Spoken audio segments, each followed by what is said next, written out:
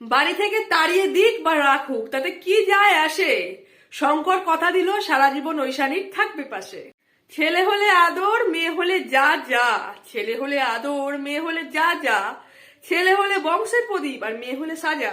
Hello friends, welcome to serial কথা। হরগৌরী পাইস হোটেলের আপডেট নিয়ে চলে এসেছি। এই আপডেটে দেখবো যে ছেলে হলে আদর, মেয়ে হলে সাজা। ভাই একদমই তাই, কারণ মেয়ে হয়েছে মানে ঐশানী হচ্ছে একটা মানে অপয়া মহিলা যার পেটে মেয়ে জন্ম দিয়েছে। পিসিমা কিন্তু নিজেও মেয়ে আর মহেশ্বরী দেবী নিজেও মেয়ে, এটা কিন্তু ভুলে যাচ্ছে। আর এই মেয়ে না হলে যে আর কোনো প্রাণীর জন্ম হবে না সেটাও কিন্তু এরা ভুলে যাচ্ছে।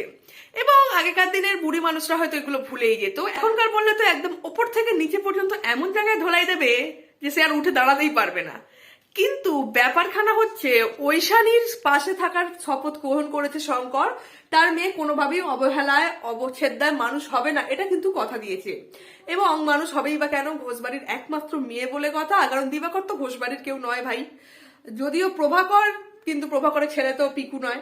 তাই এখানে হাজার জটিলতা জড়িয়ে। দর্শক বন্ধুরা, এই হলো আজকের আপডেট। তোমাদের কেমন লাগলো অবশ্যই কমেন্টে জানাও। Like, comment, share, subscribe.